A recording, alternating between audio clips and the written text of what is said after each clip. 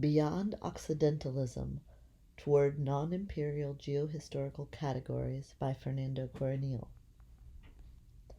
Frantz Fanon begins the conclusion of Black Skin's White Masks with the following epigraph taken from Marx's The 18th Brumaire of Louis Bonaparte.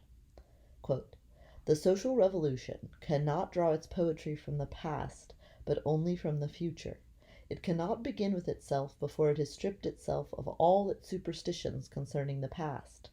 Earlier revolutions relied on memories out of world history in order to drug themselves against their own content.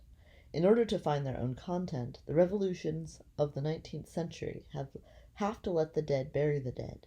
Before, the expression exceeded the content. Now the content exceeds the expression." Fanon, 1967, page 223. Imagining a future that builds on the past but is not imprisoned by its horror, Fanon visualized the making of magnificent monuments. On the field of battle, its four corners marked by scores of Negroes hanged by their testicles, a monument is slowly built that promises to be majestic. And, at the top of this monument, I can already see a white man and a black man hand in hand. Fanon, 1967, page 222. Drawing his poetry from the future, Fanon sought to counter the deforming burden of racialist categories and to unsettle the desire to root identity in tradition in order to liberate both colonizer and colonized from the nightmare of their violent history. In a shared utopian spirit, here I explore representational practices that portray non-Western peoples as the other of a Western self. By examining how these practices shape works of cultural criticism produced in metropolitan centers and subtly bind them to the object of their critique, I seek room for a decentered poetics that may help us imagine geohistorical categories for a non-imperial world. Imperial maps. How to represent the contemporary world? Maps have often served as a medium for representing the world as well as for problematizing its representation. From Jorge Luis Borges' many mind-twisting stories involving maps, I remember the image of a map produced under imperial command that replicates the empire it represents.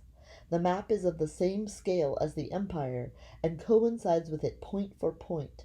In this exact double of the empire's domain, each mountain, each castle, each person, and each grain of sand finds its precise copy.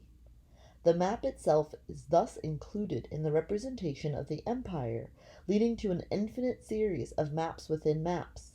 The unwieldy map is eventually abandoned and is worn away by the corrosive force of time, even before the decline of the empire itself. Thus, history makes the map no longer accurate, or perhaps turns it into a hyper-real representation that prefigures the empire's dissolution. Unlike cartographers' maps produced under imperial orders, the representations I wish to examine are discursive, not graphic, and seem to be the product of invisible hands laboring independently according to standards of scholarly practice and common sense. Yet they involve the use of a shared spatial imagery, and have the strange effect of producing a remarkably consistent mental map or map of the world. In everyday picture, as much as in everyday speech, as much as in scholarly works, terms such as the West and the Occident, the Center, the First World, the East, the Orient, the Periphery, and the Third World are commonly used to classify and identify areas of the world. Although it is not always clear to what these terms refer, they are used as if there existed a distinct external reality to which they corresponded, or at least they have the effect of creating such an illusion. This effect is achieved in part by the associations they conjure up as a group of terms. Often combined into binary sets, these sets forge links in a paradigmatic chain of conceptions of geography, history, and personhood that reinforces each link and produces an almost tangible and inescapable image of the world. For instance, the West is often identified with Europe, the United States, us, or with that enigmatic entity, the modern self. In practice, these paradigmatic elements are frequently interchangeable or synonymous, so that such terms as we or self are often employed to mean Europe, the United States, or the West, and vice versa. The term Third World used since its creation during World War II to define the underdeveloped areas caught between the first capitalist and second socialist worlds, has remained the preferred home for the other. Although many of these categories are of only recent origin, they have gained such widespread acceptance that they seem almost unavoidable. Drawing on the naturalizing imagery of geography, they have become second nature. Despite the apparent fixity of their geographic reference, these categories have historically possessed remarkable fluidity. With postmodern élan, they have taken on various identities and have come to identify places and peoples far removed from their original territorial homes. Japan, until recently an emblem of the East, has increasingly been accepted as a member of the West in international organizations as well as in popular culture. Raymond Williams, in a discussion tracing the origins of the West-East distinction to the Roman Empire and to the separation of the Christian and Muslim worlds, argues that the West has so far lost its geographical reference as to allow description of, for example, Japan as Western or Western-type society. Williams, 1983, page 333. Noam Chomsky, 1991, page 13, in turn explains, I am using the phrase Europe, of course, as a metaphor. Europe includes, and in fact is led by the former European colonies in the Western Hemisphere and Asia, and of course Europe now includes Japan, which we may regard as honorary European. Historians of Europe are still of many minds about the birth of Europe as a meaningful category, and warn against the habit of reading history backward, extending the existence of present-day Europe into the past beyond a time when one could reasonably recognize its presence. The Third World, for years firmly anchored in the periphery, that is, in Asia, Africa, and Latin America, seems now to be moving toward the United States, where the term is being applied not just to areas populated by migrants from the original Third World, but to spaces inhabited by old domestic minorities, such as women of color, and to underprivileged ethnic and social groups. Los Angeles is increasingly referred to as the capital of the Third World, a designation that also serves as the title of a recent book, Reef 1991.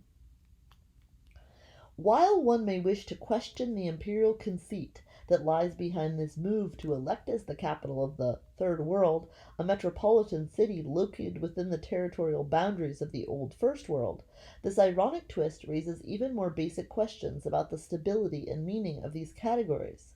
If, like Chomsky's Europe, these terms are used as metaphors, what are their original reference? Were they ever not metaphors? Yet aren't these terms unavoidable precisely because they seem to designate tangible entities in the world, because they appear to be as natural as nature itself? In the face of their slippery fluidity, should our task be, as in the case of Borges' imperial map, to construct a perfect map by finding words that faithfully match reality out there, point for point? And if we manage to freeze history and replicate geography in a map, wouldn't this representation be ephemeral? Since space, too, is located in time and is changing constantly, how could a map represent geography without apprehending its movement? But perhaps this shows that maps do not mirror reality, but depict it from partial perspectives, figuring it in accordance with particular standpoints and specific aims.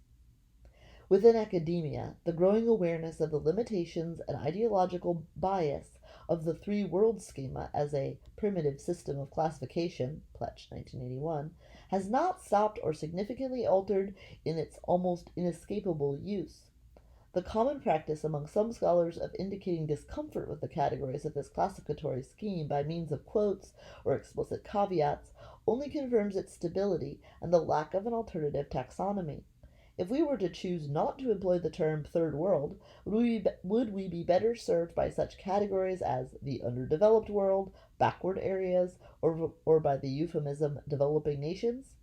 As soon as new conceptions are constructed, as in the case of the call by the South Commission presided over by Julius Nyerere to promote a new world order, they seem to be resituated within the semantic field defined by the old binary structure, as was the case when George Bush appropriated this phrase months after it was formulated to create his own version of a new world order during the rhetorical war that preceded the Gulf War, Chomsky, 1991, page 13. The shrinking of the Second World has not dissolved the three-world scheme, only realigned its terms. Thus, a noted journalist can say straightforwardly that the evil empire turned out to be a collection of third-world countries, Quinlan, 1994, With the consolidation of U.S. hegemony as a world power after 1945, the West shifted its center of gravity from Europe to America, and the United States became the dominant referent for the West. Because of this recentering of Western powers, America, ironically, is at times a metaphor for Europe. Perhaps one day Japan, today's honorary European, will become the center of the West. In this string of historical turns, it is another historic irony, as well as a pun, that what began as an accident, the discovery of America as the East Indies, gave birth to the Occident. Columbus, sailing from the West to reach the East, ended up founding the West. Perhaps, if one day Japan becomes the West, and today's West recedes into the East, it will turn out that Columbus indeed reached, as he insisted, the East. Given the intimate association between Europe and empire, it is significant that in colonial and post-colonial studies, Europe is primarily equated with the nations of its northwestern region.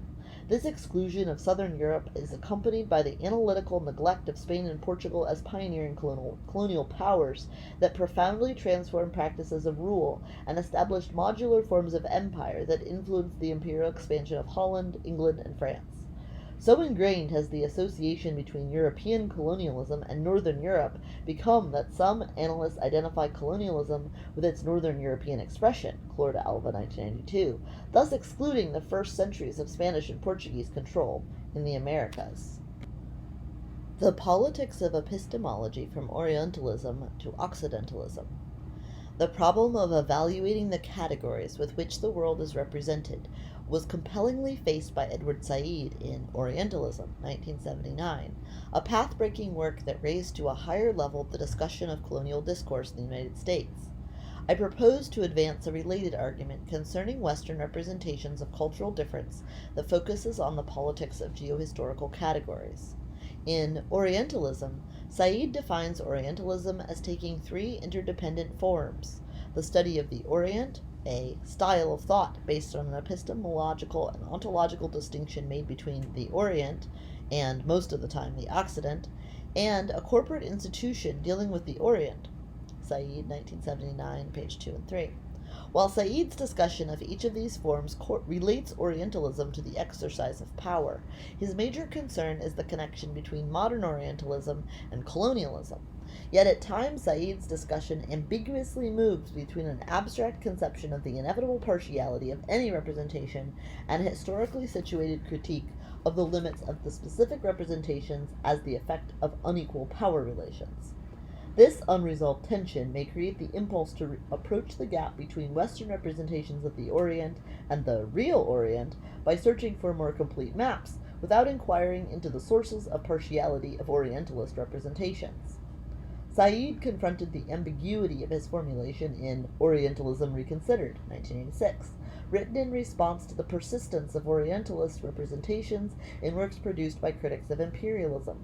He called for an inclusion of Orientalists as part of the study of Orientalism, because the social world includes the person or subject doing the studying, as well as the object or realm being studied.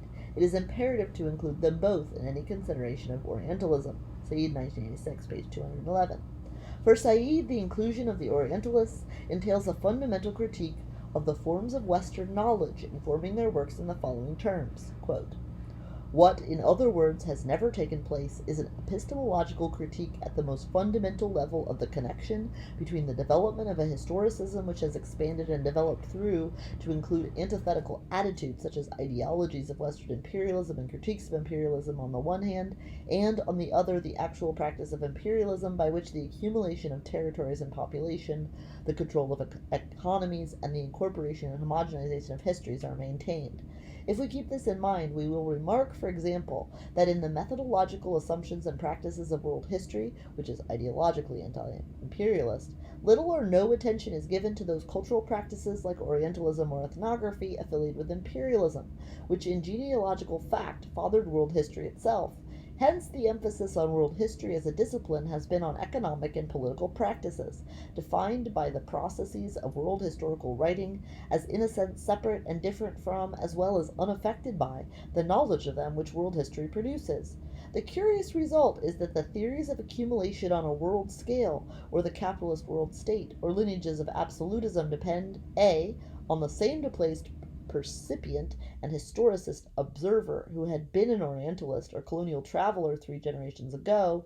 B. They also depend on a homogenizing and incorporating world historical scheme that assimilated non-synchronous developments, histories, cultures, and peoples to it. And C. They block and keep down latent epistemological critiques of the institutional, cultural, and disciplinary instruments linking the incorporative practice of world history with partial knowledges like Orientalism on the one hand and, on the other, with constituted Western hegemony of the non-European peripheral world. Said, 1986, page 223 to 224. This provocative challenge invites multiple responses. Here I propose to move beyond a predominantly epistemological critique of Western knowledge cast in its own terms towards a political understanding of the Constitution of the West that encompasses an examination of its categorical system.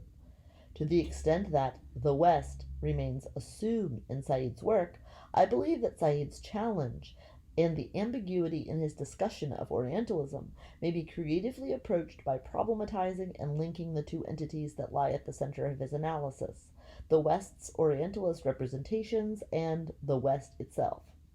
I wish to take a step in this direction by relating Western representations of otherness to the implicit constructions of selfhood that underwrite them. This move entails reorienting our attention from the problematics of Orientalism, which focus on the deficiencies of the West representations of the Orient, to that of Occidentalism, which refers to the conceptions of the West animating these representations. It entails relating the observed to the observers, products to production, knowledge to its sites of formation. I would then welcome Said's call to include Orientalists in our examination, but I will refer to them as Occidentalists in order to emphasize that I am primarily interested in the concerns and images of the Occident that underwrite their representations of non-Western societies, whether in the Orient or elsewhere. This perspective does not involve a reversal of focus from Orient to Occident, from other to self. Rather, by guiding our understanding toward the relational nature of representations of human collectivities, it brings out into the open their genesis in asymmetrical relations of power, including the power to obscure their genesis in inequality, to sever their historical connections, and thus to present as the internal and separate attributes of bounded entities, which are in fact historical outcomes of connected peoples. Occidentalism, as I define it here, is thus not the reverse of Occidentalism, but its condition of possibility, its dark side, as in its mirror. A simple reversal would be possible only in the context of symmetrical relations between self and other, but then who would be the other? In the content of equal relations, difference would not be cast as otherness. The study of how others represent the Occident is an interesting enterprise in itself that may help counter the West's dominance of publicly circulating images of difference. Calling these representations Occidentalist serves to restore some balance and has relativizing effects. Given Western hegemony, however, opposing this notion of Occidentalism to Orientalism runs the risk of creating the illusion that the terms can be equalized and reversed, as if the complicity of power and knowledge entailed in Orientalism could be countered by an inversion. What is unique about Occidentalism, as I define it here, is not that it mobilizes stereotypical representations of non-Western societies, for the ethnocentric hierarchization of cultural difference is certainly not a Western privilege, but that this privilege is intimately connected to the deployment of global power. In a broad-ranging discussion of constructions of cultural difference, John Komaroff defines ethnicity, in contrast to totemism, as the classificatory system founded on asymmetrical relations among unequal groups, and reminds us that classification, the meaningful construction of the world, is a necessary condition of social existence. Yet, the marking of identities is always the product of history and expresses particular modes of establishing cultural and economic difference. Komaroff, 1987, page 303 to 305. As a system of classification that expresses forms of cultural and economic difference in the modern world, Occidentalism is inseparably tied to the constitution of international asymmetries underwritten by global capitalism. Linking Eurocentrism to capitalism, Samir Amin, 1989, page 6, argues that Eurocentrism is thus not a banal ethnocentrism testifying simply to the limited horizons beyond which no people on this planet has truly been able to go. Eurocentrism is a specifically modern phenomenon. While classificatory systems may construct the relations among their terms as unidirectional, in effect they always entail different forms of mutuality. Noting that Said has not analyzed the impact of Orientalist images upon the people who use them, Nancy Armstrong has shown how Occidentalism involves the formation of specific forms of racialized and gendered Western selves as the effect of Orientalist representations of non-Western others. In my view, Occidentalism is inseparable from Western hegemony, not only because, as a form of knowledge, it expresses Western power, but because it establishes a specific bond between knowledge and power in the West. Occidentalism is thus the expression of a constitutive relationship between Western representations of cultural difference and worldwide Western dominance. Challenging Orientalism, I believe, requires that Occidentalism be unsettled as a style of representation that produces polarized and hierarchical conceptions of the West and its others, and makes them central figures in accounts of global and local histories. In other words, by Occidentalism, I refer to the ensemble of representational practices that participate in the production of conceptions of the world, which 1. Separate the world's components into bounded units. 2. Disaggregate their relational histories. 3. Turn difference into hierarchy. 3. Naturalize these representations, and thus 5. Intervene, however unwittingly, in the reproduction of existing asymmetrical power relations. 3 Occidentalist representational modalities. In response to Said's call to deepen the critique of Orientalism, I discuss 3 modes of Occidentalist representation and illustrate my argument with examples taken from texts that have played a significant role in the contemporary critique of imperialism. I do not set these examples against ideal non-Occidentalist texts, for my argument concerns implicit assumptions that influence intellectual agendas and cultural habits everywhere, whether in the center or in the periphery. At the risk of simplifying their arguments, I select certain elements of these works in order to discuss 3 Occidentalist representational modalities: the dissolution of the other by the self, the incorporation of the other into the self, and the destabilization of the self by the other. 1. The dissolution of the other by the self. In this modality of representation, Western and non-Western cultures are opposed to each other as radically different entities, and their opposition is resolved by absorbing non-Western peoples into an expanding and victorious West. I discuss this mode by analyzing the transformation of Hegel's dialectic between master and slave into Svet von Todorov's interaction between self and the other in The Conquest of America, The Question of the Other, 1974-1984. Perhaps more than any other body of thought, Hegel's philosophy of history has influenced the entire political gamut of Western interpretations of world development. For the purposes of this essay, I sketched the geopolitics of Hegel's thought so as to relate his discussion of the dialectic between master, self, and slave, other, in the Phenomenology of Mind, 1967, to his ideas concerning the historical place of Europe, America, Africa, and Asia that he put forth in Letters on the Philosophy of History, 1975. In these writings, we can see the emergence of a map of the world that continues to define the Western political imaginary.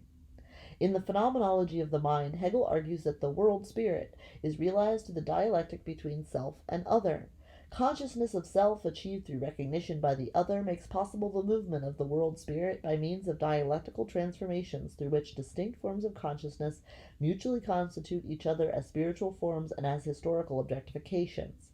Europe, or the Old World, as Hegel, 1975, page 171, makes clear in Lectures on the Philosophy of History, is the setting of world history, the stage upon which the embodiment of the universal spirit is objectified by history. The world, he says, is divided into the old and the new. America is new, not only because it has recently come to be known by Europeans.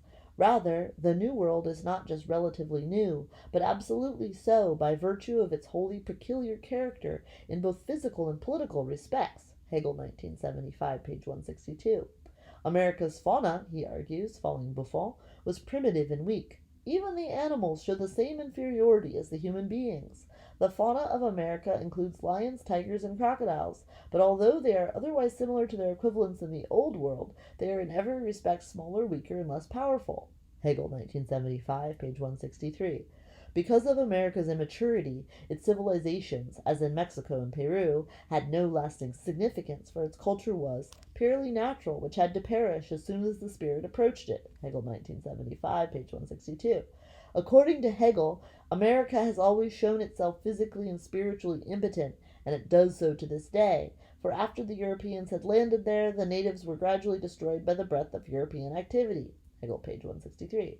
Hegel classifies the three continents of the Old World according to cultural principles drawn from distinctions attributed to three geographical areas: upland regions, broad river valleys, and coastal lands. Since for him these geographical distinctions characterize the three continents of the Old World, he feels he can classify these according to which of the three principles are dominant within them. Quote, Africa, generally speaking, is the continent in which the upland principle, the principle of cultural backwardness, predominates. Asia, on the other hand, is the continent in which the great antitheses come into conflict, although its distinguishing feature is the second principle, that of the broad river valleys. These support a culture which broods forever within itself. The totality consists in the union of all three principles, and this is to be found in Europe, the continent in which the spirit is united with itself, and which, while retaining its own solid substance, has embarked upon that infinite process whereby culture is realized in practice. Hegel, page 172. Hegel recognizes that Asia is older than Europe and presents it as a continent where the ethical world of political consciousness first arose. It is, he argues, the content of sunrise and of origins in general, where the light of the spirit, the consciousness of a universal, first emerged, and with it the process of world history, page 191. He also acknowledges that the cardinal points are relative. Admittedly, every country is both east and west in relation to others, so that Asia is the western continent from the point of view of America. Hegel, page 191. Yet he asserts the centrality of Europe as the heir and apex of ancient civilization. Quote, but just as Europe is the center and end of the Old World, i.e. absolutely the West, so also is Asia absolutely the East. While geography makes cardinal distinctions relative, history renders them absolute. World history has an absolute East, although the term East in itself is wholly relative, for although the earth is a sphere, history does not move in a circle around it, but has a definite eastern extremity, i.e. Asia, page 197. East and West are thus defined by the convergence of the geographical and the historical, the natural and the moral. While the East is where the external and the physical sun rises, and the West is where it sets, as in the West, that, the inner sun of self-consciousness which emits a higher radiance, makes its further ascent. World history imposes that discipline on the unrestrained natural will, guiding it towards universality and subjective freedom, page 197. Through Hegel's pen, the spirit draws a map that produces a now familiar image of the world. World history travels from east to west, for Europe is the absolute end of history, just as Asia is the beginning, page 197. Although Hegel's dialectic engages master and slave in intimate reciprocity, one of the consequences of Hegel's Eurocentric view of history is that the unfolding of the dialectic is confined to the West. The non-West remains fundamentally external to it. This regional focus is reproduced through its attenuated form in the most influential elaboration of Hegel's model, Marx's vision of the universal movement of capitalism. Thus, in Marx's view of history, the emancipatory dialectical relationship between capitalist and worker also unfolds within the advanced capitalist nations of Europe. But whereas for Marx non-European societies underwrite the development of European nations through colonialism, primitive accumulation, and world trade, for Hegel these peripheral societies have limited significance for the moment of history. Fanon perceptively noted how the Hegelian dialectic loses its generative power as it leaves Europe and embraces peoples of darker complexion. According to Fanon, Hegel's dialectical understanding of the master-slave relation does not apply to race relations as defined in center-periphery interactions, for in colonial slavery, the master differs basically from the master described by Hegel. For Hegel there is reciprocity. Here the master laughs at the consciousness of the slave. What he wants from the slave is not recognition, but work. Fanon, 1967, page 220. Ever since Hegel cast his Eurocentric conception of the evolution of universal history in terms of a struggle between master and slave, there have been numerous attempts to sociologize his philosophical categories and historicize his ontology of history.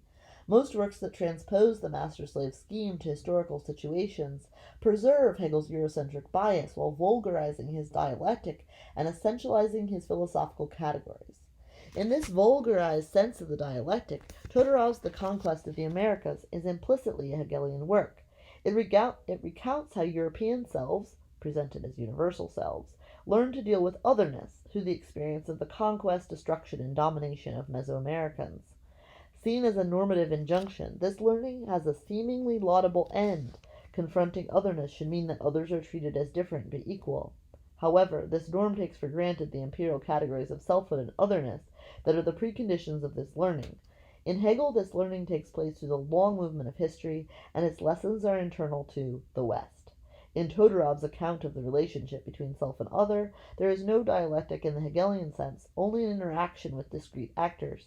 He presents Mesoamericans as a homogeneous mass, incapable of reacting to novelty and trapped in an oral culture. Their monological existence is defined by immutable codes that condemn them to mere reproduction of their world until rescued into history by Western intervention. He presents Europeans, in contrast, as history's agents. Capable of historical action, innovation, and self-transformation, their dialogical self-identities are constantly transformed on expanding historical terrains.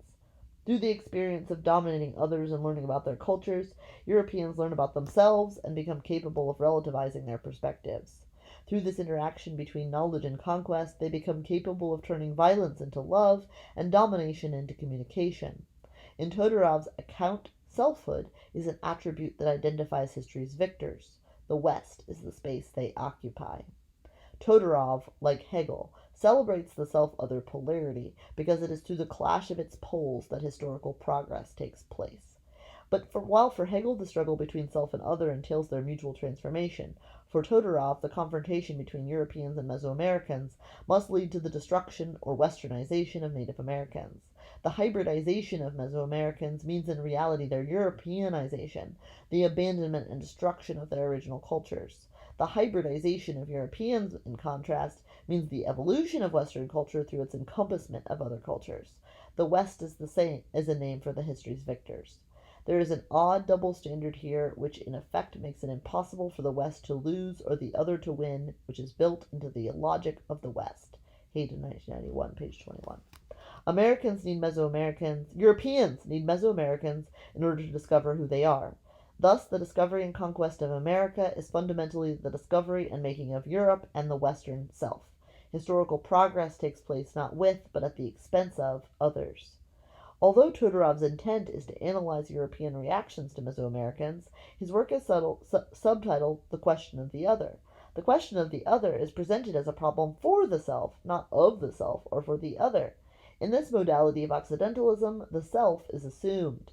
Analysis centers on the problems the self confronts, but does not include the constitution of the self as a problem. The other question is not asked, the question of the self. In this representational modality, America becomes but the territorial stage for the expansion of the West, and its diverse cultures the object to be absorbed. Since the self is identified with history's victors, it is understandable that the increasingly powerful United States was identified with America and became a metaphor for Europe. In contrast, in Latin America, the term America refers first to the entire continent and the Americans to its inhabitants, although those continuing to be identified as members of native societies are often dismissed as Indios and excluded from this geocultural category. In the United States, this exclusion of native populations takes no less insidious forms. President Ronald Reagan's historical reflection on Native Americans places the benevolent modern self on the side of history, willing to incorporate those who are not. Maybe we made a mistake. Maybe we should not have humored them in that, wanting to stay in that kind of primitive lifestyle. Maybe we should have said, no, come join us, be citizens along with the rest of us. Quoted in Moscow Summit 1988. The incorporation of the self into the other. In the second modality of Occidentalism, a critical focus on Western development unwittingly obscures the role of non-Western peoples in the making of the modern world, subtly reiterating the distinction between other and self that underwrites Europe's imperial expansion.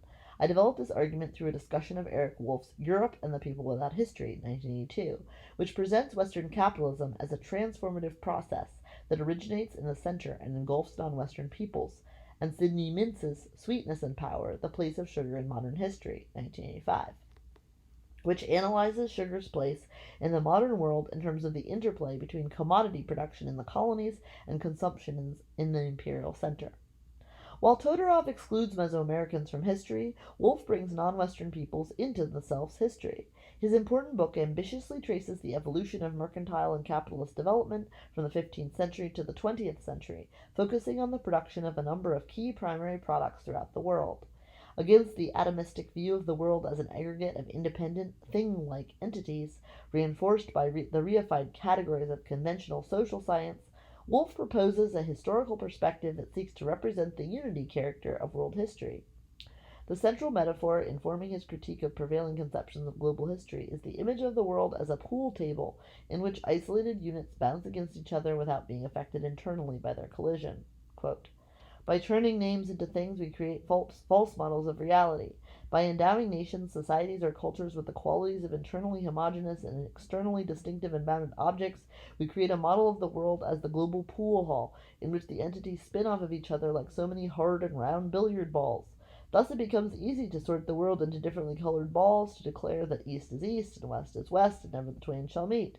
In this way, a quintessential west is counterposed to an equally quintessential east, where life was cheap and slavish multitudes groveled under a variety of despotisms. Wolf, 1982, page 6-7. Wolf's alternative interpretation seeks to make visible the interaction between the worldwide structural transformations and local changes. Since his book presents capitalism as a global system engendered by the metropolitan centers, the interaction between macro and micro levels is presented as equivalent to that between cause and effect.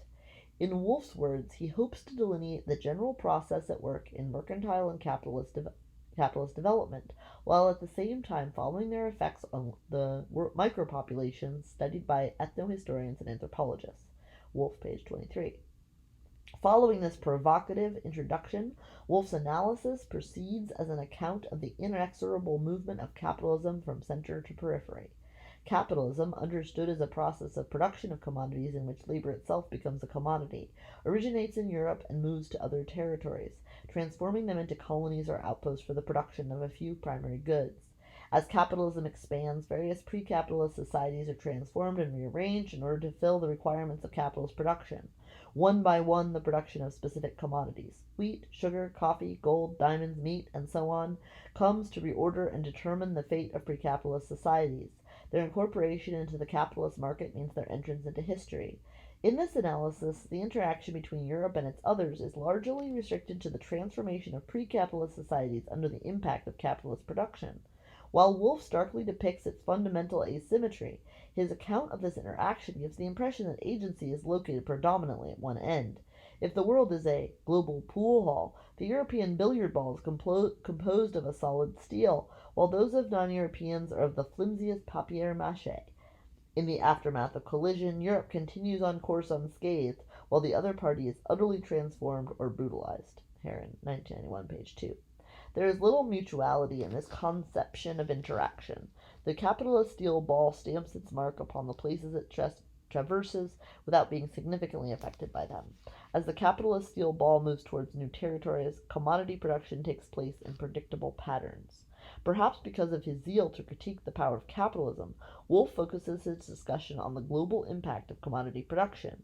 Yet the peoples and societies producing these commodities or affected by their production are largely absent, save as another commodity, labor power. In contrast to works in which Wolf has compellingly analyzed the cultural transformations of colonized societies, in this book the narrative focuses on the inexorable movement of capitalism as a system of production of things, obscuring how capitalism itself is the product of human activity. Thus, the history of the peoples without history appears as the story of a history without people. Not even Europe seems populated, for in this account, Europe is a metaphor for capitalism. The story of capitalism as a self-expanding system becomes history. Like Woolf, Mintz, in Sweetness and Power, examines capitalism as a system of production of commodities for the market. Mintz focuses on one product, sugar, and two processes, production and consumption. The book neatly moves from sugar production in the West Indies to its consumption in England. In certain respects, this narrowing of focus gives the work a particularly deep scope, for Mintz is able to show how England itself was affected by developments in its colonies.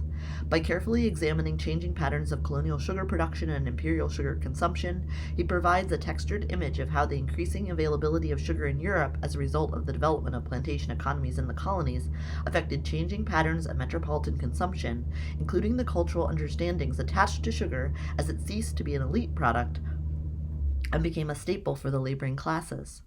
He also points out that plantation sugar production set a model for the organization of factory production in England. This suggests that the development of industrial capitalism in England could be reconceptualized not only as the result of domestic transformation of production and the division of labor, the classic story of the internal breakdown of feudalism, the evolution of the putting out system, first into manufacture, then into machinofacture, and so on, but also as the expression of the spatially separate but historically related process of colonial domination. While Mintz's discussion of sugar production and consumption offers a compelling view of the interaction between colonies and metropolitan centers, he does not justify the basic theoretical and organizational scheme that informs his account: production in the colonies, consumption in the center. This division is taken for granted, as if the colonies' relation to sugar could be reduced to their role as producers for the imperial center, or as if the consumption of sugar would only take place in England. What happened to sugar in the colonies? How was it consumed, both by the elites and the laboring classes? What meanings were attached to the commodity upon which the life of the colony depended? Why do we see pictures in the book of a variety of candied treats in Europe, for instance, such imperial sweets as the bust of George V, a replica of the royal state coach, the Cathedral of Notre Dame, even a life-size chocolate female nude lying on a bed of 600 sugar roses, but only one picture of sweets in the colonies, the photograph of fantastic candy skulls, tombs, and wreaths prepared for Mexico for El Dia de los Muertos, All Saints' Day, or the Day of the Dead. In a brief explanation of that photograph, Mintz, on page 185, tells us that the artistic and ritual association between sugar and death is not a Mexican monopoly. In much of Europe, candied funeral treats are popular. Throughout the book, Mintz only occasionally notes the place of sugar in the colonies as an item of consumption. For instance, he comments that sugar consumption in old sugar colonies such as Jamaica was substantial, for slaves were given sugar, molasses, and even rum as part of their rations. Page 72. Yet these brief references only create a desire for a more extended discussion of the local consumption of sugar. Given this lack, it is difficult to understand the multiple meanings of sugar in Caribbean societies, to sense its evocatory power, such as when Celia Cruz, the great Cuban singer who popularized Caribbean music throughout the world, punctuates her songs with her inimitable exclamation, "Azúcar," sugar. But since sugar was fundamentally produced for export, it is particularly important to ask, was sugar consumed in the colonies only as sugar? Sugar was also consumed as money. Given the double character of commodities as use values and exchange values, it may thus be helpful, particularly in colonial and neo-colonial contexts, not to restrict the analysis of commodities to their use value, that is, to their consumption as sensuous things endowed with particular attributes and utility. What would happen if sugar and other commodities were analyzed also as exchange values, as material vehicles for capturing hard metropolitan currencies, that is, as export commodities whose dominant function is to serve as means of exchange? The examination of their consumption would entail an analysis of how they are transformed into money, and specifically into international currency. If we analyze the process by which the value of these colonial commodities is realized through their transformation into money, we could then take another step and see how these commodities circulate as money in both metropolitan and colonial societies. Since the value of money is realized through its transformation into other commodities, we could extend this analysis further and include as well the uses to which sugar money is put. In this expanded sense of the consumption of commodities, sugar as sugar money was consumed in multiple forms. It purchased the accoutrements of social status for an emerging class. It supported through taxation and other means the imperial state and its outposts in the colonies, and as capital, that is, transformed into means of production, it contributed to the expansion of capital at home and abroad. Its consumption as capital is most significant because as self-expanding value it had a multiplier effect. Sugar money fueled the slave trade, turning millions of people into commodities, carving the path for their forced migration, creating conditions for the formation of plantation societies built around the massive production of a single product, and making the fortunes of these people depend on the shifting demand and volatile price sugar commanded in the changing world markets. Given this emphasis on sugar's exchange value, it becomes necessary to discern how the price of sugar is determined. A common view, of course, is that the price of commodities results from the play of supply and demand. Yet there are additional social and political dimensions that intervene in the formation of price, for price is a complex category that reflects struggle and competition among the many social actors involved in the production and exchange of commodities. The effort to see the mechanisms of price formation as unfolding not just in the market regarded as a separate domain, but within the society as a whole, distinguishes a Marxist perspective. Taking this perspective, we may see how sugar money, as the expression of the metamorphosis of sugar into value, is an index of multiple social relationships. As is well known, Marx, in response to certain ambiguities in Adam Smith's theory of value, argued that the total surplus value, as the exclusive product of labor power, is divided among profits for capitalists, rents for landowners, and wages for workers, in the case of slaves, the cost of their reproduction. According to his analysis, profits and rents do not reflect the proportional contribution of capital and land to the price of commodities, as Smith suggested, but the social power of capitalists and landowners. Marx argued that the competition among different forms of capital and the struggle among opposing social classes affect not only the distribution of surplus value, but also the level of market prices. By directing our attention to land-ground rent, we may link readily observable and quantifiable measures, such as the level of supply and demand, to the more opaque but no less significant worldwide power relations affecting the determination of commodity prices. I believe that our understandings of colonial histories would be enhanced by taking fuller advantage of the category of land-ground rent. Marx 1981, page 953, felt that this category, together with capital profit and labor wages, formed the trinity that holds in itself all the mysteries of the social production process, a strong claim even for Marx, yet one that he supported with laborious scholarship. Given the intellectual and political climate of our postmodern times, few may wish to accompany me in regarding these tools as useful. Yet I believe that what is at stake is not a trivial technical matter, but the possibility of analyzing capitalist production as a totalizing social process that involves the increasing commodification of social life and the simultaneous production of things and social relations. Of course, the danger in using tools that claim to have such general applicability is that they may homogenize and flatten distinct historical terrains. However, if these tools are used flexibly, as a broom rather than a hammer, they may clear the ground and reveal how each society is affected by particular forms of commodification. The recognition of the centrality of ground rent for capitalism should lead to a different view of colonial imperial histories and of capitalism itself. It entails the inclusion of land, by which Marx meant all the powers of nature, as well as of the social agents identified with it, in particular the state as a sovereign representative of a national territory. As Henri Lefebvre has argued, a focus on the commodification of land, together with that of labor and capital, Marx's Trinity formula, should displace the capital-labor relation from the ossified centrality it has been made to occupy by Marx's theory. Lefebvre, 1974. This shift from a binary to a triadic dialectic expands the geographic and social reference of capitalism and decenters Eurocentric conceptions that reduce its development to a dialectic of capital and labor originating in advanced centers and engulfing a passive periphery. Rather than homogenizing capitalism, this global perspective should bring about its contradictions and complexity, showing how its totalizing impulse is only partially fulfilled and making visible the social spaces that lie outside its control. Few anthropologists have contributed as much as Wolff and Mintz to the understanding of the links between colonial and imperial histories. With respects to the books discussed here, whereas Wolff's broad vision reveals patterns in the global movement of capitalist expansion, Mintz's concentrated focus makes visible the dynamic interaction between colonial production and metropolitan consumption.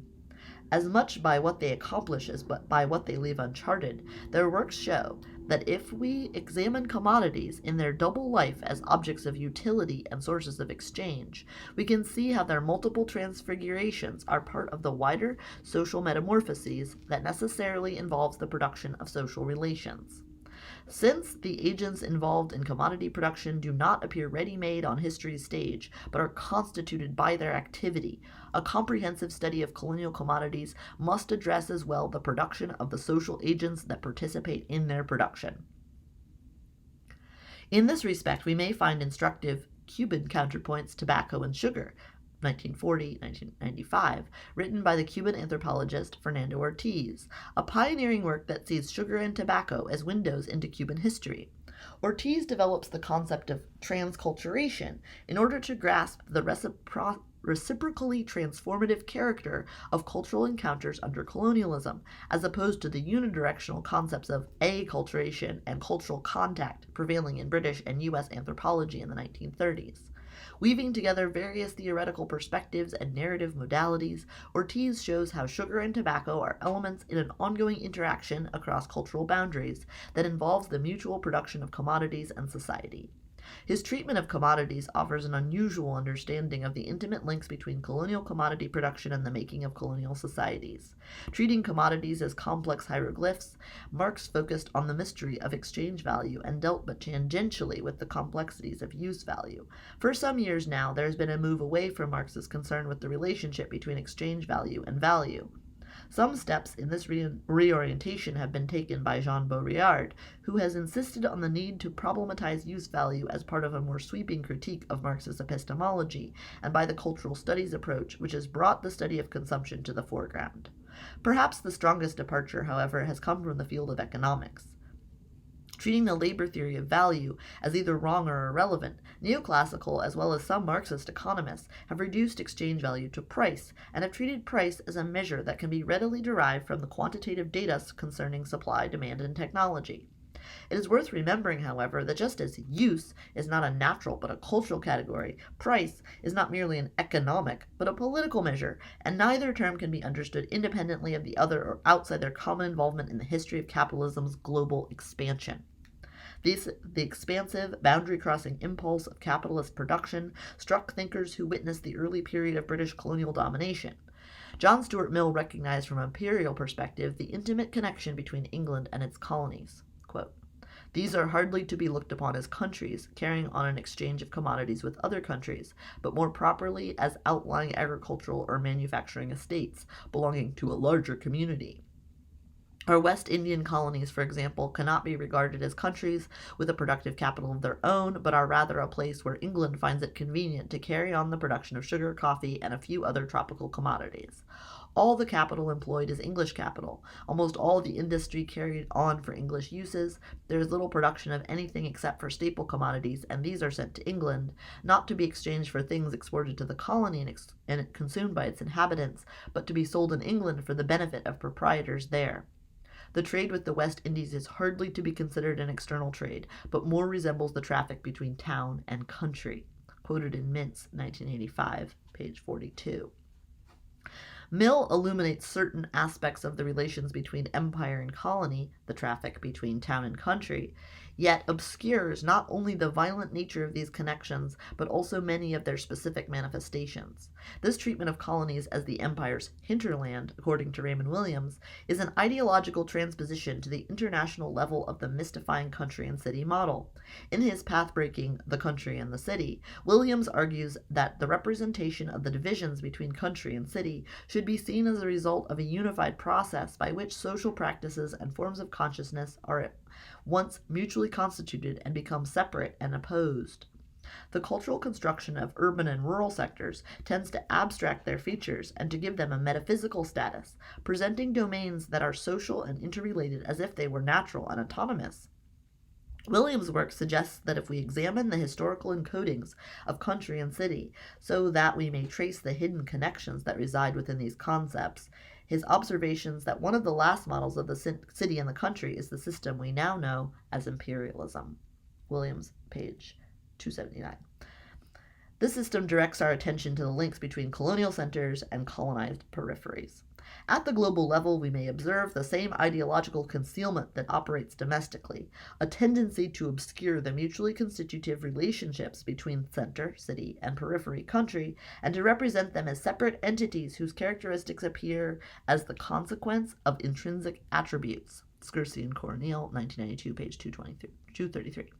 Just as viewing England's colonies as its countryside was for Mill a natural fact of empire building, treating Latin America as the United States' backyard is a ruling assumption of official ideology and political practice, as when President Bill Clinton, in describing U.S. vital interests in Haiti, stated, "First of all, it's in our backyard." So pervasive was the impact of colonial production on the international division of labor and on the constitution of colonial societies that even after independence these nations have continued to depend on primary export production. As independent republics, most of these ex-colonies have instituted projects of national development designed to promote economic diversification. But since these modernizing projects are typically financed by foreign exchange obtained through the export of primary products, they often have the paradoxical effect of intensifying the production of traditional export commodities, thereby recasting the old colonial role of these societies in the international division of labor as primary producers. Neocolonialism thus follows postcolonialism. In this respect, the post of postcolonialism is not a sign of the overcoming, but of the reproduction of colonialism. It is thus understandable that the present worldwide turn towards free market economics, with its command to erect the market as a source of the natural and the rational, has led to the reprimarization of many economies whose partial diversification had been achieved through state protectionism, which is now seen as the locus of the artificial and the irrational. It is being rediscovered with a convenient mixture of historical amnesia and imperial nostalgia that the comparative advantage of the ex-colonies lies in their colonial role as sources of cheap labor and raw materials. These new liberal policies assume a view of nations as independent units, whose transformation and historical progress depend on internal adjustments. Focusing on the dynamic exchange between metropolitan and neocolonial societies would lead to a less dichotomous view of their identities and to a unifying conception of capitalism. Rather than the West molding its others, the emerging image would reveal hidden connections obscured within these imperial dichotomies. The destabilization of self by the other. While in the previous two modalities of Occidentalist, non-Western peoples are either dissolved or incorporated by the West, in this third form they are presented as a privileged source of knowledge for the West. This knowledge becomes available, as in the first modality, by opposing Western and non-Western peoples as contrasting entities, but in this case, the depiction of radical otherness is used to unsettle Western culture. By examining Michael Tausig's The Devil and Commodity Fetishism in South America, 1980, and Timothy Mitchell's Colonizing Egypt, 1988, I wish to show how the use of polarized contrasts between cultures that are historically interrelated has the effect of exalting their difference, erasing their historical links, and homogenizing their internal features, unwittingly reinscribing an imperial self-other duality even as it seeks to unsettle colonial representations. In The Devil and Commodity Fetishism in South America, Tausig examines fantastic devil beliefs in South America as a critical response to encroaching capitalism by peoples unaccustomed to its objectifying logic, and argues that capitalism's naturalized assumptions are also fantastic constructs that only our long familiarity has made appear commonsensical. In his book, Ethnography is Inseparable from Cultural Critique, Tausig, 1980, page 13, has objected to accounts that reproduce capitalism's phantom objectivity by reinscribing its forms of knowledge, arguing that critique sustained in conventional terms sustains conventions. Evidently, he seeks to find critical counter-conventions in the beliefs of peoples not yet subjected to capitalism's all-encompassing logic. The bearers of pre-capitalist culture in Tausig's The Devil and the Commodity Fetishism in South America are Colombian peasants and Bolivian miners. In my view, the heart of this book is its analysis of a set of beliefs concerning two rituals for obtaining money, the baptism of the bill and the devil contract, which Tausig interprets as expressing peasant reactions to capitalist commodification in Colombia's Cauca Valley. Tausig offers a brief description of these beliefs and an extensive interpretation of their meaning. The ethnographic account seems to be intentionally thin. We are told little about the place of devil beliefs within a larger ensemble of beliefs and practices, believers and practitioners. Questions such as who accepts them and how belief relates to practice seem to be out of place. In fact, Tausig, on page 95, argues that it does not matter whether these rituals are practiced. What matters is that people believe that they are sustained because he is concerned with a collective belief. Tausig believes, however, that devil contracts really do take place, and he supports this claim by stating that he knows 2 folk healers who arrange such contracts, and by giving one example. His example, a story he was told by a close friend, departs considerably from his original formulaic description of devil contracts. The story tells of a man born on the Pacific coast who came to the Coaca Valley as a young boy. He worked intermittently on the plantation and frequently visited his father on the Pacific coast, where he acquired knowledge of magic. Increasingly resentful of plantation work, he decided to make a pact with the devil. To this end, he bought several books of magic that are sold in the plantation town marketplace. Drawing on their instructions, he performed the following ritual. One day he went to the sugarcane field and eviscerated the palpitating heart of a black cat over which he cast his spell, oracion or prayer. No sooner had he done so than a tremendous wind came roaring through the sugarcane. Terrified, he ran away. He did it in order to sell his soul to the devil so that he could get money without working, said my informant, Tausig, 1980, page 96. This individual example of a collective belief raises many questions concerning the variety of issues, the role of the individual creativity and agency of the informant, if this was but a tale of the ritual performer, if the event took place, the existence of a flexible repertoire of devil contracts, if this particular ritual is part of a larger set of beliefs or practices, the rigidity of the devil contract, if the moral of the story is that modifications of formulaic rituals will lead to disastrous results, and the role of books of magic in the development of peasants' responses to capitalism. More fundamentally, this example suggests that the importance of relating ritual beliefs to ritual performance, and relating talk about rituals to belief in rituals. But since Tausig uses this illustration as an example of the devil contract, its place in the text raises an even more basic question. What is this example an example of? In the narrative, Tausig depicts Colombian peasants as the subjects of a natural economy ruled by use value and of a pre-capitalist culture organized by the logic of analogical reason. In my view, this story of the devil contract is an example of the pre-capitalist other. That is, this illustration works as an example of an example in a paradigmatic chain of examples of otherness. It is an example of the devil contract in the same sense that the devil contract is an example of peasant consciousness, and peasant consciousness is an example of natural economy, and natural economy is an example of non-capitalist society, and non-capitalist society is an example of analogical versus causal rationality, and each in turn exemplifies the other. In each case, ethnographic contextualization is relinquished for the sake of a higher purpose, to construct an image of otherness that, by standing in opposition to our capitalist culture, can help us demystify its underlying assumptions. If the peasants are models of otherness, any one of their beliefs may stand for them. Given this paradigmatic structure, what seems important to this narrative is to conjure up an image of an alternative culture and to avoid producing a conventional ethnographic account that reproduces the West's objectifying gaze. At stake is a conception of ethnography as a particular kind of cultural critique. Instead of risking objectifying others along conventional lines, Tausig provides a suggestive portrait of peasant cultures, but one drawn less as a means to understand other societies and their unique complexity than as a way to gain critical vantage point to critique our own. Tausig's exceptional contribution to the ethnography of Latin America lies precisely in his having opened up an imaginative space for understanding fundamental cultural differences. Yet his own analysis permits one to interrogate his manner of constructing difference, and to ask, who are they, and who are we? Ironically, Tausig constructs these peasants into others by leaving to one side his examination of their history, and in doing so mystifies as well what appears as our history. In 2 informative historical chapters that precede his analysis of these rituals, he shows how the peasants in the Coaca Valley are the offspring of a long process of slavery, colonial domination, and market involvement.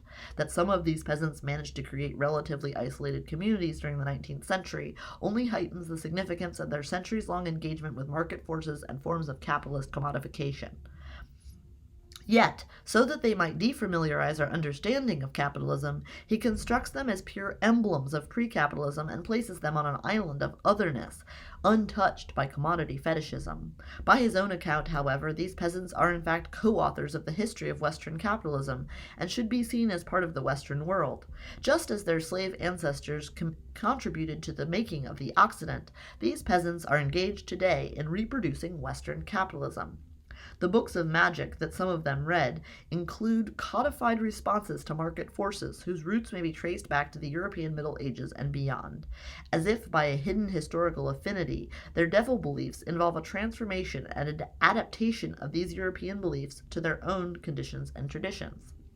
In an increasingly interrelated world, it is to be expected that books and beliefs participate in a complex global circuit of exchange across time and space.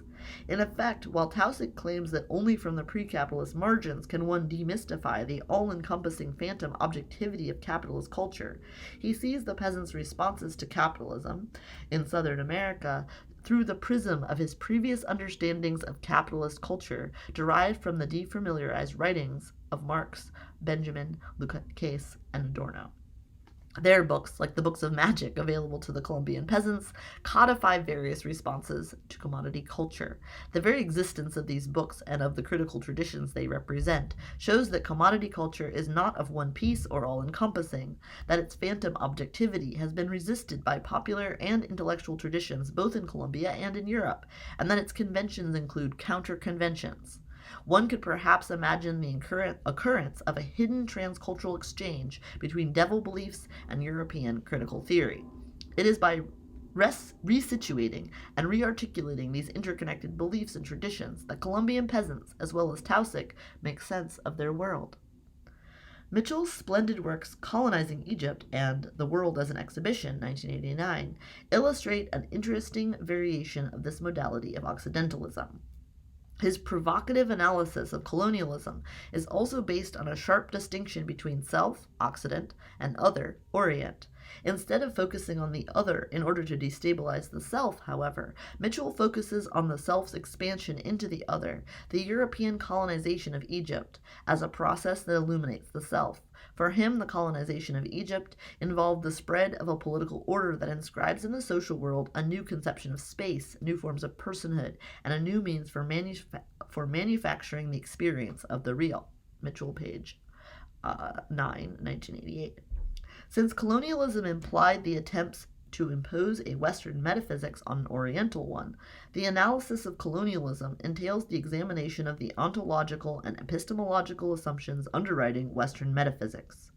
Drawing on Heidegger's view of modernity, Mitchell views the metaphysics of modernity as entailing the splitting up of the world into representation and reality, following the logic of the world's seeming division into two. Mitchell, 1988-32, argues that this distinction corresponds to another division of the world into the West and the non-West. Thus, the colonization of Egypt is simultaneously the construction of the West by means of this foundational metaphysical principle, the separation between reality and representation. Mitchell's discussion of Western metaphysics is further illuminated by his fascinating account of the complementary perspective offered by Oriental visitors to the Occident. While Mitchell's book focuses on Western metaphysics, his argument requires that it be opposed to an alternative conception of order, an Oriental metaphysics. In order to highlight the contrast between Western and Eastern modes of manufacturing a sense of the real, he offers Pierre Bourdieu's In order to highlight the contrast between Western and Eastern modes of manufacturing a sense of the real, he offers Pierre Bourdieu's descriptions of the Kabyle house. This house, like Taussig's Colombian peasants, stands in his narrative as an example of radically different order of things, an instance of otherness. Interestingly, Mitchell recognizes this similarity as a comment that shows his awareness of the risks entailed in the use of polarized totalities that come to be inhabited by collective prejudices and anxieties. Quote, because the purpose of such examples is to make visible our own assumptions about the nature of order by contrasting them with a kind of order whose assumptions are different, I run the risk of setting up this other as the very opposite of ourselves. Such an opposite, moreover, would appear inevitably as a self-contained totality, and its encounter with the modern West would appear, again inevitably, as its rupturing and disintegration. These sorts of self-contained pre-capitalist totalities acquire the awful handicap, as Tausig has remarked, of having to satisfy our yearnings for a lost age of innocence. Such consequences, though perhaps inevitable, are undesired and unintended. Mitchell, 1988, page 49. Despite Mitchell's recognition of the undesirable consequences of polarized typologies, he constructs Egypt as a self-contained pre-capitalist totality in order to make visible the assumptions underpinning capitalist culture. Building on Bourdieu's account of the Kabyle house in Algeria, Mitchell provides a detailed exegesis of it as an expression of a radically different conception of the world. The logic governing its spatial organization reveals the relational character of its various components, viewed as forces, not objects. His conclusion is that the house defines a way of dwelling that did not reduce order to the question of the relationship between things in their plan, between the world and a map. The house is an emblem of an order in which there is no split between reality and representation. It is not the case that in this order the relationship between objects and people, meanings and practice, is differently articulated, that objectification and representation have come to assume different forms. Rather, here there are no representations and no symbols, only contextual relations and associations. Quote, such relations are not the relations between an object and its meaning, as we would say, or between a symbol and the idea for which it stands. There is nothing symbolic in this world. These associations, in consequence, should not be explained in terms of any symbolic or cultural code, the separate realm to which we imagine such signs to belong. They arise entirely from their particular context, in the difference and similarity that produces context, and are as many and as varied as such context might be. Mitchell, page 60 to 61. It is against this Eastern world of immanent meanings that the West appears as a world split by the separation between reality and representation. Mitchell's book is structured in terms of the binary opposition between two historical actors who stand for or are constituted by these different metaphysics. Each actor appears as a bounded homogeneous totality, without fractures or contradictions, without long-term historical connections, without people, classes, or categories of people taking different positions or responding in distinct ways to their respective worlds or to the often violent collision among them. Mitchell's didactics of polarized contrasts reveals much about Western colonialism. Yet perhaps one of the undesired and unintended consequences of the contrasting opposition that structures this study of colonialism is that its innovative examination of the underlying metaphysics of the modern West ends up producing West and East and colonialism itself as metaphysical entities. In my view, the call to question the epistemological assumptions underpinning Orientalist representations entails interrogating modes of constructing cultural diversity that mystify the connections between Western and non-Western peoples, either inflate or erase their distinctive differences, and thus risk stabilizing a hegemonic categorical order. Just as Orientalist accounts are partial not because of their inherent incompleteness, representations of non-Western cultures have colonizing effects not because they depict diversity.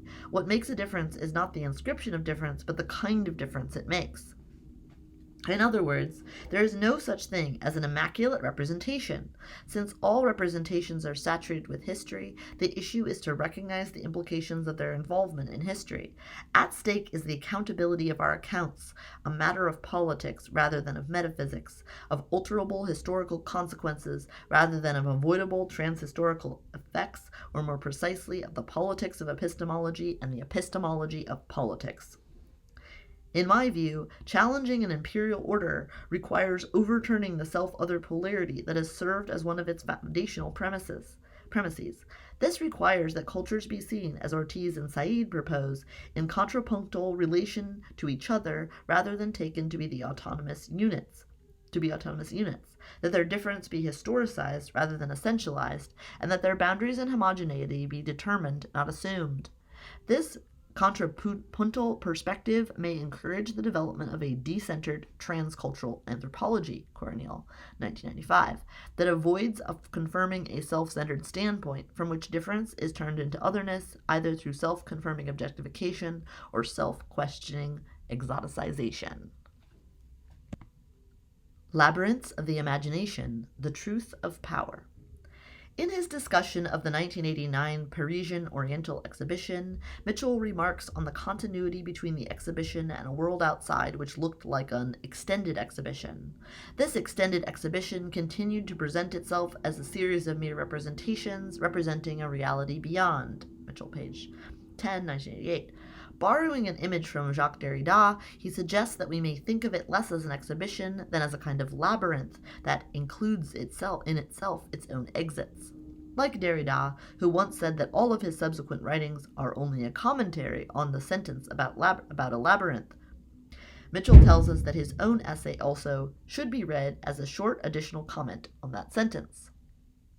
There is an affinity between the idea of a labyrinth that includes not only the maze, but the exits leading beyond it, and the idea of a map that represents not only geography, but history.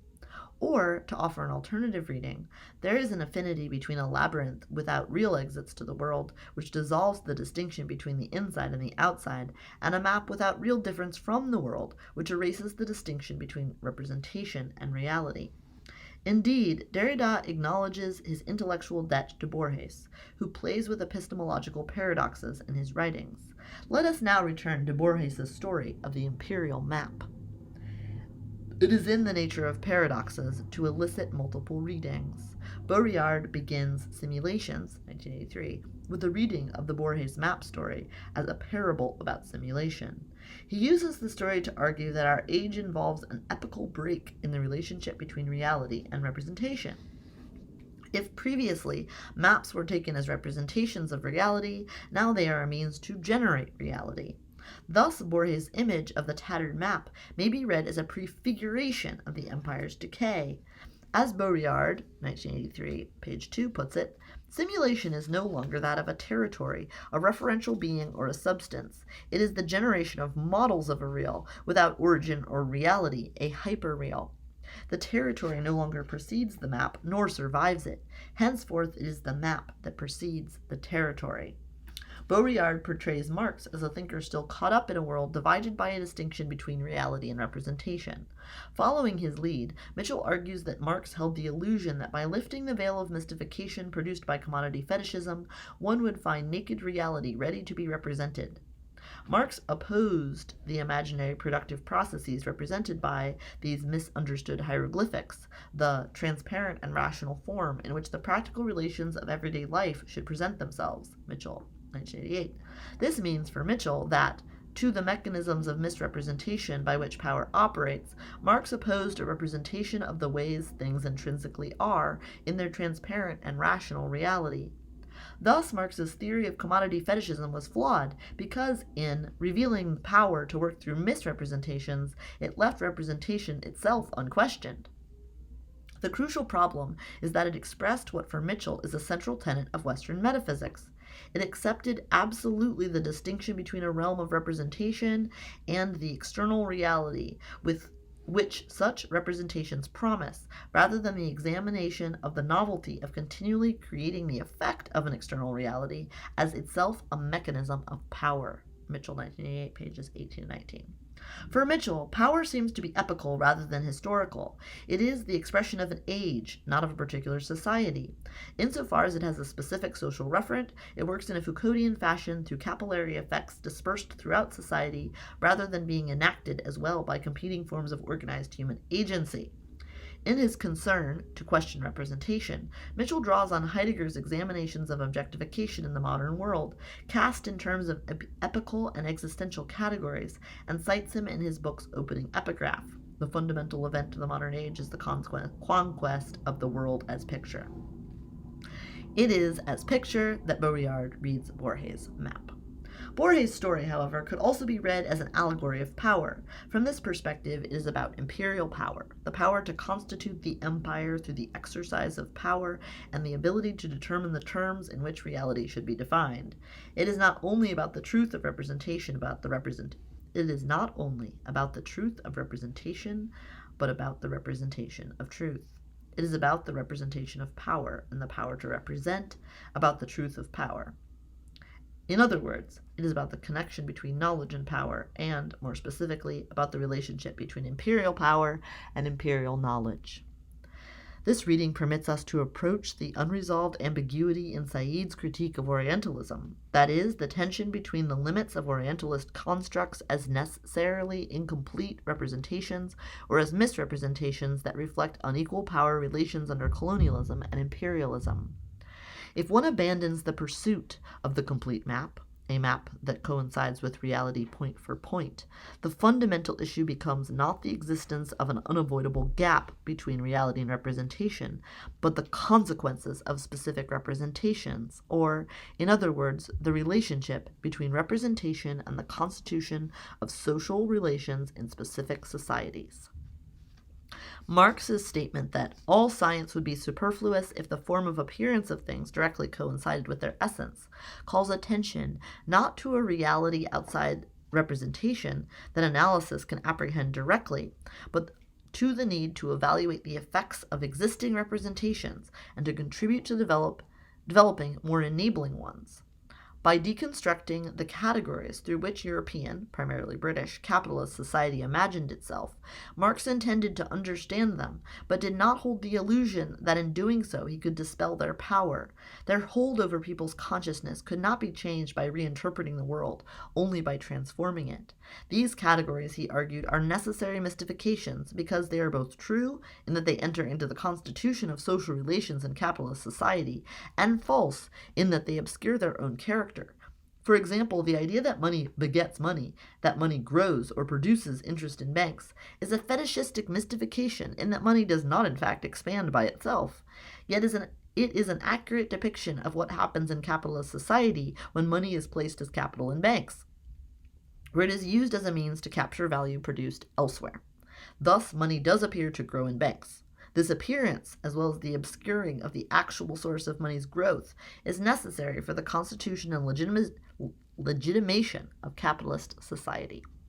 For Marx, social life could be apprehended as a transparent and rational form, not through an epistemic act but through social revolution, the overcoming of relations of domination.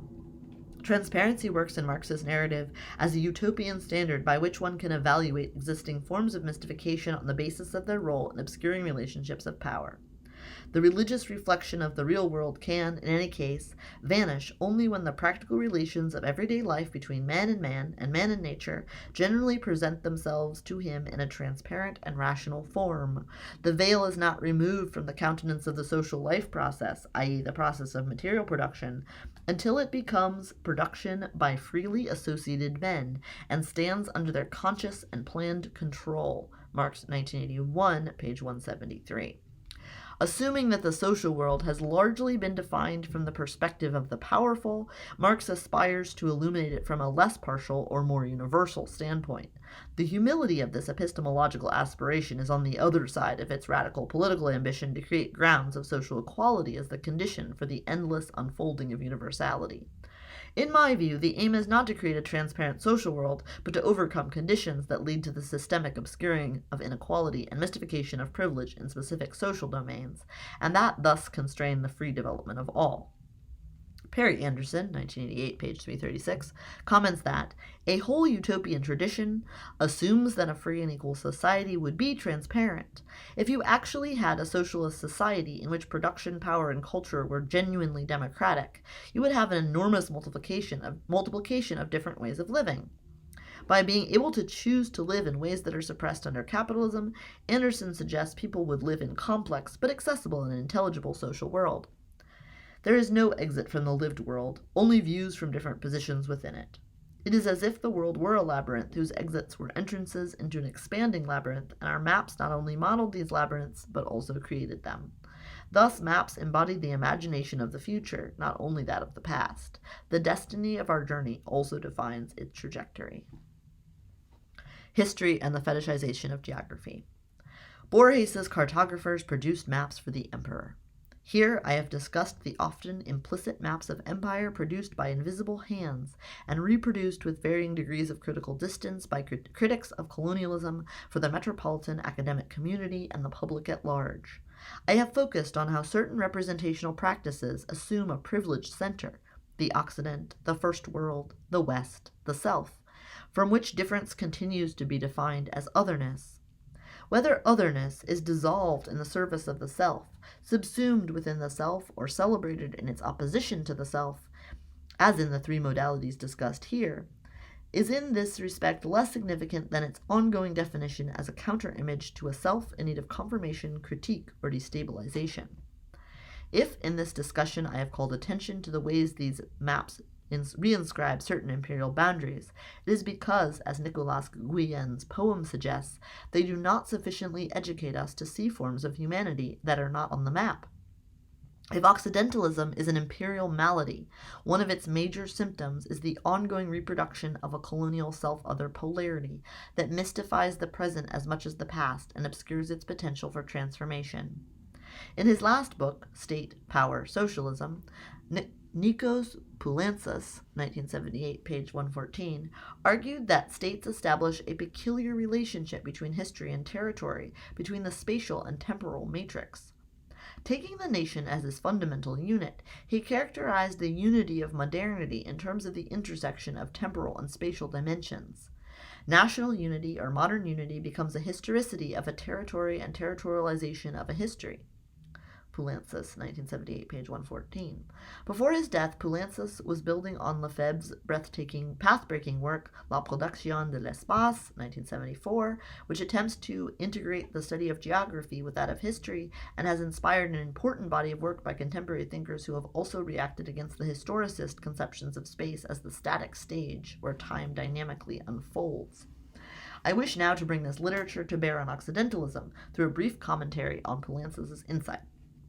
Poulantzas' notion that modernity entails the re-territorialization of a history and the historicization of a territory does not indicate how this interaction works, but his wording gives the impression of a symmetrical exchange. Yet the prevailing understanding of history as fluid, intangible, and dynamic, and of geography as fixed, tangible, and static, suggests that modernity is constituted by an asymmetrical integration of space and time. A telling example is Ernesto Laclau's argument in New Reflections on the Revolution of Our Time, 1990, that space is fundamentally static while time is dynamic. Paradoxically, therefore, the historicization of territories takes place through the obscuring of their history. Territories are largely assumed as the fixed natural ground of local histories. The territorialization of histories, in turn, occurs through their fixation in non-historical naturalized territories. As a consequence, the histories of interrelated peoples become territorialized into bounded spaces. Since these spaces appear as being produced naturally, not historically, they serve to root the histories of connected peoples in separate territories and to sever the links between them. Thus, the illusion is created that their identities are the result of independent histories rather than the outcome of historical relations. There is a dual obscuring. The histories of various spaces are hidden, and the historical relations among social actors or units are severed. In other words, history and geography are fetishized. As with commodities, the results of social historical relations among peoples appear as intrinsic attributes of naturalized, spatialized, bounded units. Although Poulantzas focused on nations, we could consider these units to be groups or nations or supernatural entities: the West, the Occident, the Third World, the East, the South, as well as localized international subunits such as peasants, ethnic minorities, slum dwellers, the homeless, the indigenous, forms of communalism, and so forth. With the generalization of commodity relations, modes of reification involved in commodity fetishism radiate from the realm of the production of things to the production of social identities. Typical markers of collective identities, such as territory, culture, history, or religion, appear as autonomous entities. Identified by these markers, interconnected peoples come to lead separate lives, whose defining properties appear to emerge from the intrinsic attributes of their histories, cultures, or motherlands. As commodity fetishism becomes deeply rooted in society, it works as a cultural schema that permeates other sociological domains.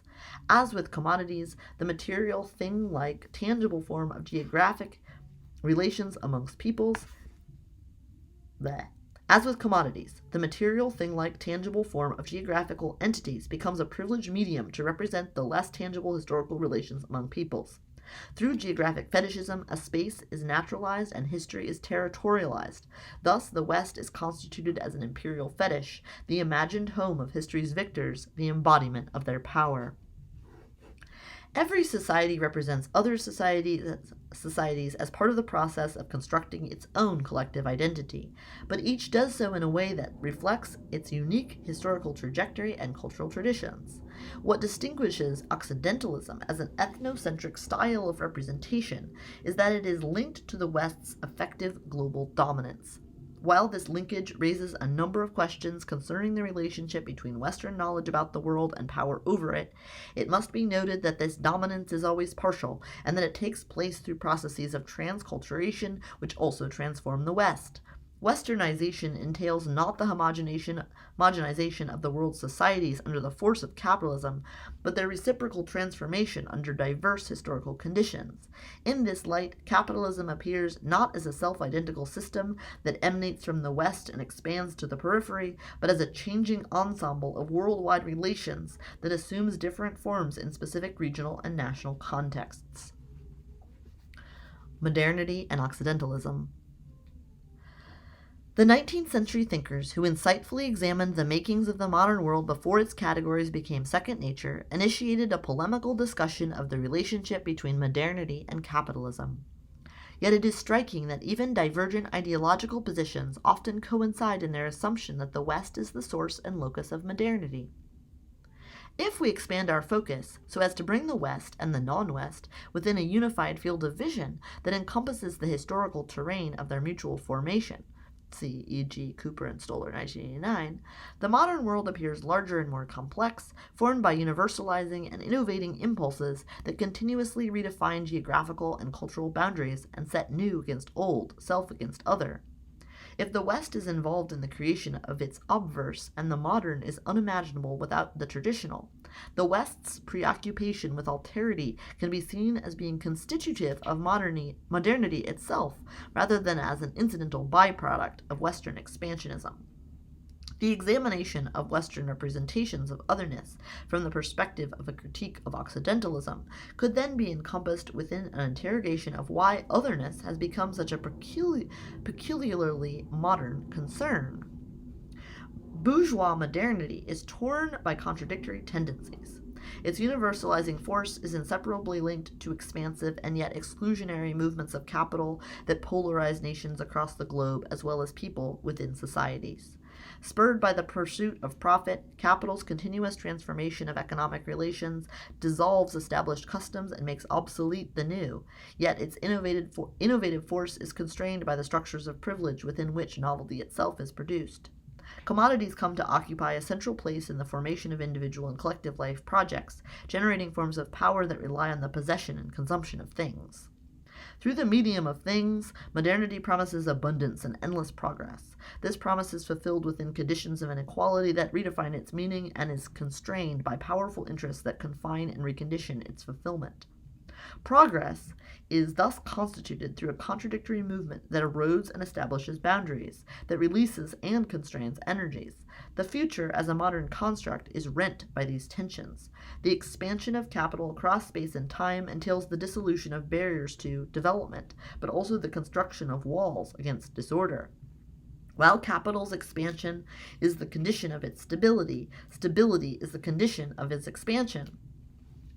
In the modern world, as Marx and Engels observed, all that is solid melts into air, but air itself is rendered solid, turned into another object. Premised on a teleology of progress, capitalist development is embodied in reified institutions and categories. Cultural constructs such as the West and the Third World come to acquire, like a commercial brand, an independent objective existence as well as the semblance of a subjective life.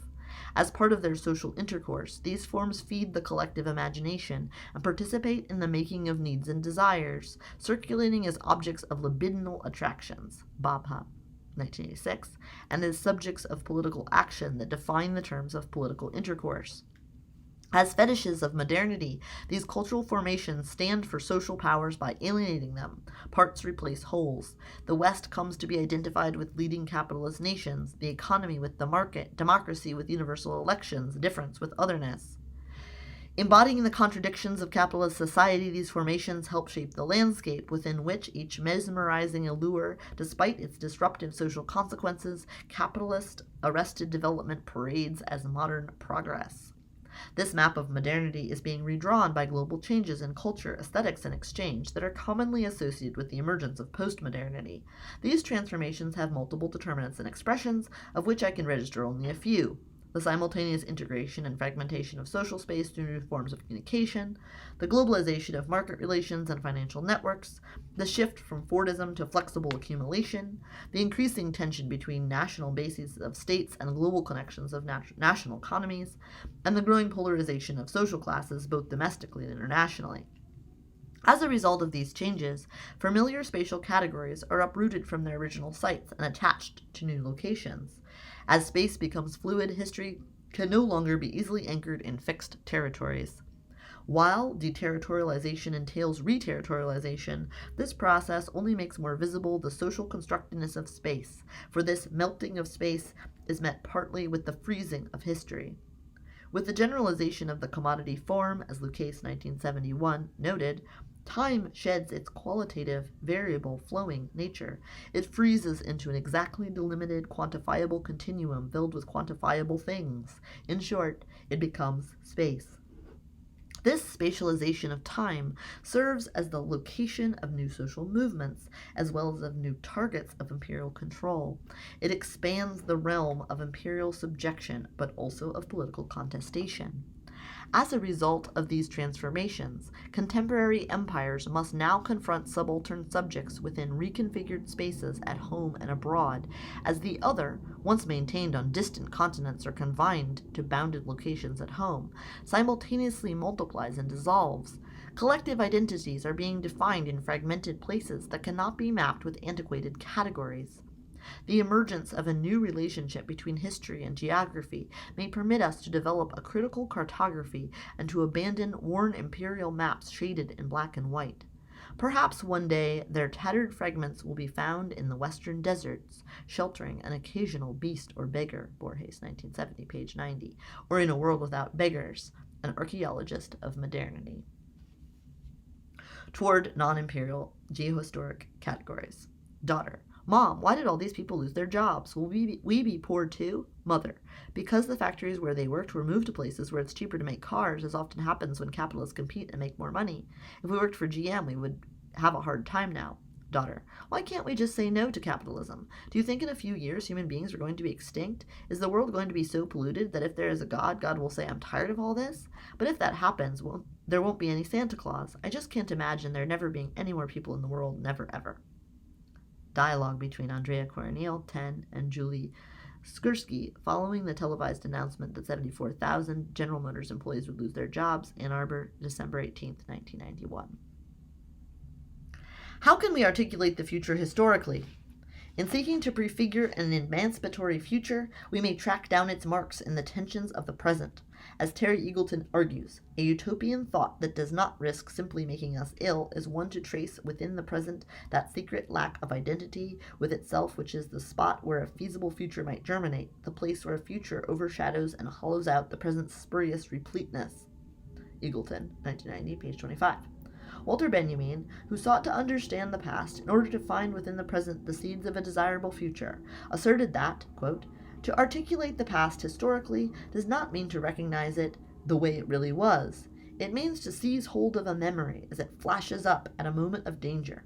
Only that historian will have the gift of fanning the spark of hope in the past who is firmly convinced that even the dead will not be safe from the enemy if he wins, and this enemy has not ceased to be victorious. Benjamin, 1969, page 255. End quote. It may be that only that historian who is convinced that the living cannot be safe as long as the dead remain unburied will have this gift of fanning the spark of hope in the future. If you can write this, said a relative of peasants massacred in the town of Amparo, Venezuela, on the pretext that they were Colombian guerrillas, tell them that despite all the lies they, the powerful, will tell, they won't be able to hide the truth. Sooner or later the truth will be known. Even those whose people may not believe it, the dead also speak. The dead speak in many ways. In February 1989, another massacre took place in Venezuela in which several hundred people were killed following rioting against the International Monetary Fund austerity program. The effort to exhume the secret mass graves of the army's victims became the focus of popular struggle around the massacre, as the government sought to prevent the bodies of the victims from speaking of how they had met death. When the stakes of history are high, the safety of the living rests on the voices of the dead, who speak through the actions of the living. Establishing this link across time, the Maya rebels of the contemporary Zapatista movement in Mexico define their opposition through a collective history, proclaiming, "Zapata lives, the struggle continues," while their spokesperson, Subcomandante Marcos, underlines that the people who now speak are the dead people of always, those who have had to die in order to live, quoted in Poniatowski, 1994. The interaction between geography and history thus involves an exchange not only between past and present, but between present and future. Fanon, like Marx, drew on the poetry of the future to imagine a world in which the dead may bury the living, so that the living may be freed from the nightmare of the past. Reflecting on his position as an African American, Henry Louis Gates expresses the tension energizing an aspiration to identity informed by history and yet unconstrained by the past. So I'm divided.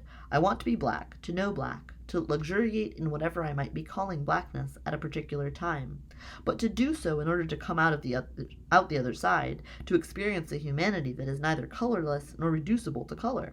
Gates, 1994, 15.